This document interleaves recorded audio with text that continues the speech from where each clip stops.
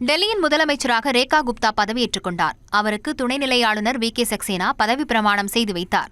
मैं रेखा गुप्ता ईश्वर की शपथ लेती हूं कि मैं मुख्यमंत्री के रूप में अपने कर्तव्यों का श्रद्धापूर्वक और शुद्ध अंतःकरण से निर्वहन करूंगी. அண்மையில் நடந்த சட்டப்பேரவைத் தேர்தலில் 48 இடங்களை கைப்பற்றிய பாஜக தனிப்பெரும்பான்மையுடன் டெல்லியில் ஆட்சியமைத்தது. 27 ஆண்டுகளுக்கு பிறகு ஆட்சியை பிடித்த நிலையில் முதன்முறையாக எம்எல்ஏவான ரேகா குப்தாவை முதலமைச்சராக தேர்வு செய்தது. ராம்லீலா மைதானத்தில் நடைபெற்ற பதவியேற்பு நிகழ்ச்சி பிரம்மாண்டமாக நடைபெற்றது. இதில் பிரதமர் மோடி, பாஜக தலைவர் நட்டா, சந்திரபாபு நாயுடு, பவன் கல்யாண் உள்ளிட்டோர் பங்கேற்றனர். ரேகா குப்தாவுடன் பர்வேஷ் வர்மா, ஆஷிஷ் சூத், மஜிந்தர் சிங், கபில் மிஸ்ரா உட்பட 6 பேர் அமைச்சர்களாக பதவியேற்றுக் கொண்டனர்.